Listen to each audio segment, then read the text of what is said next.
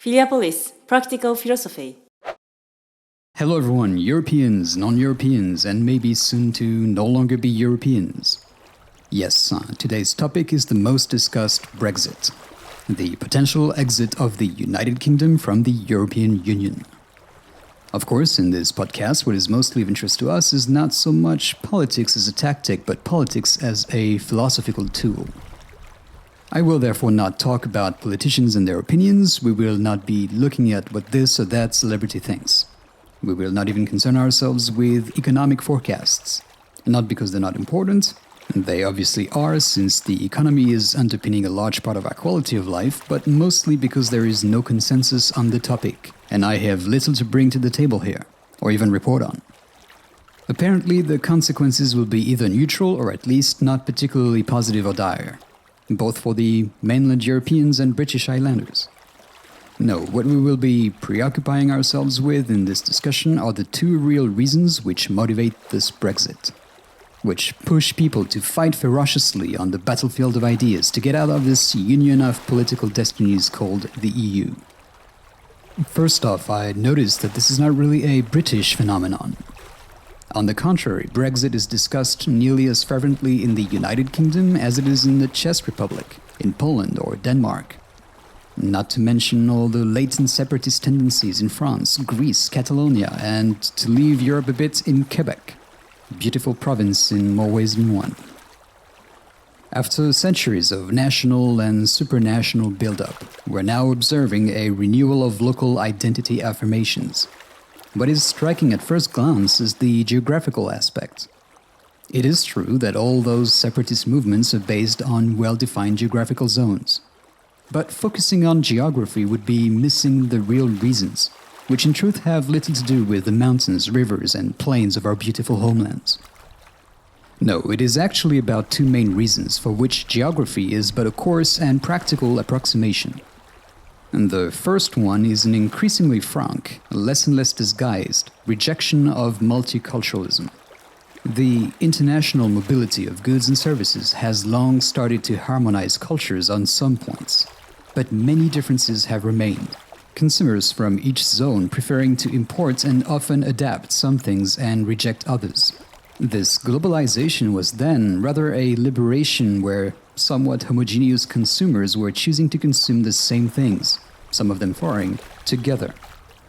Then came the mobility of people.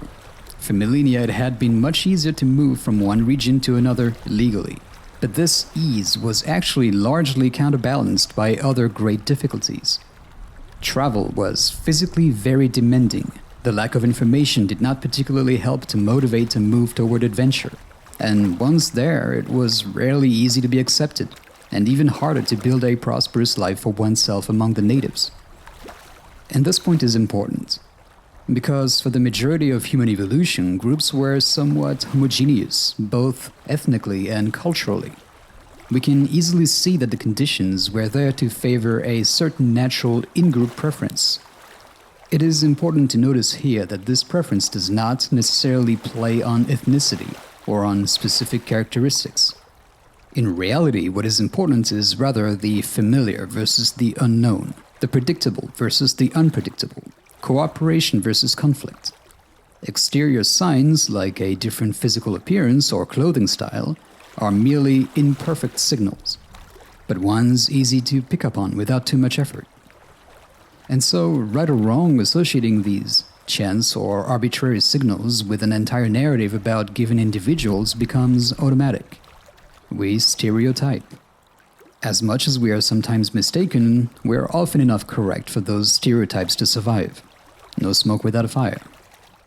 Despite the stereotype teaching us nothing guaranteed about a given individual, it is nonetheless statistically reliable in some measure.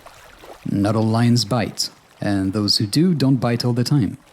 There's even been cases of lions protecting humans, but my advice to you remains to run anyway. Not all those stereotypes are of course valid, not even statistically. Sharks, for instance, are in the vast majority harmless, but we're more afraid of them than we are of tiny, stinging jellyfish, which are nonetheless more often fatal. Our instinct is not always reliable, but it is often enough so to be useful, even today. For example, it isn't completely crazy to think that a Muslim man coming from a country and culture where this religion's interpretation is strict is likely homophobic. Not certain, but likely. It is also not completely crazy to imagine that this person will keep behaving and even voting accordingly. Same thing, of course, for Orthodox Jews or Christians, but they do not represent for now growing minorities, and are consequently often left out of public social debates. Here we have the first real Brexit motivation. Europeans, Britons today but others tomorrow, are starting to worry about their culture changing too quickly. They mainly feel that it is imposed on them by social classes they cannot identify with, and also by newcomers they never personally invited. There is, of course, in this fear a large part of panic and exaggeration in the face of this phenomenon. But, real or not, it is an uncomfortable situation for all. And perceived feelings, whether justified or not, are perceived nonetheless. We don't go telling suicidal people that they do not really want to commit suicide. No, the first thing we do is, of course, empathize with the victim, lest we end up with a jump from the bridge or slashed wrists. And rejecting as illegitimate or refusing to comfort those who are afraid of losing their quality of life is exposing oneself to Brexit. We have a natural bias against change, and particularly so when it isn't within our control. It is so for the average voter today. The tactics of derision and moral shaming by those quick to call others fascist or racist only but add fuel to the fire, merely antagonizing those we could have previously had a conversation with. Let's also not forget that immigration comes predominantly from countries where the language and values are different, where oftentimes the main religion is not only different but also far more ingrained. Last but not least, the reasons for emigration are in the vast majority of cases economical or involuntary. Here we're not talking people who came for the love of the values, the culture, or the landscape of the host country. No, we're talking about people who, unfortunately, and for very understandable reasons, decided to come try their luck far from the places where the lottery of life had put them originally, to improve their lives. It is then perfectly reasonable to think that they are not the best suited to assimilate in the local ideological and cultural landscape. This is a partly instinctive fear, but one that is nonetheless rational, just as it is rational for migrants to attempt that journey. It is actually the same motivation, very human, which animates all. That of wanting to improve or preserve one's quality of life. Some in migrating and some in limiting the numbers of those welcomed. Both approaches, as much as they are in conflict here, are perfectly legitimate and understandable. Massive migrations of destitute people from various cultures is nothing new. It was often the case in the past, in the United States, in Canada, in Britain, and even in France. Once again, I'm not here to judge the amplitude of the phenomenon, the legitimacy of today's fears. Conditions may be sufficiently different, maybe not. I am analyzing what pushes people to want to live behind walls, be they drawn on a map. That's what Brexit is, drawing them with a felt pen when they were starting to fade. Looking at the past is useful, but it isn't possible to guarantee the same result when conditions are different, which regrettably is something I do not have enough time to talk about in this episode. I will end this first point remarking on an important ethical aspect. The birth lottery is a blind process. We're not deserving for having had the mere luck to be born in a rich country. We're not guilty of having been born in a war-torn place or without potable water and electricity. This is so obvious I won't even be trying to justify it here. What I am interested in, however, is what follows. This erroneous conclusion which nothing links to the lottery in question. I'm sure you've all already heard more than once that we in rich countries have a moral responsibility to help refugees. Implied here is that we are privileged. The lottery we just talked about. Some even talk of a more direct link, where we would be responsible for the wars and poverty. I'm going to ignore this argument here. Not because it is false, but because it depends from case to case. Often there is little to no link, nor does it apply to all rich countries, and this would be ignoring the huge part of local responsibility. I am going to focus on the main universal argument that is being proposed, that we are rich by accident and that we have some duty to help.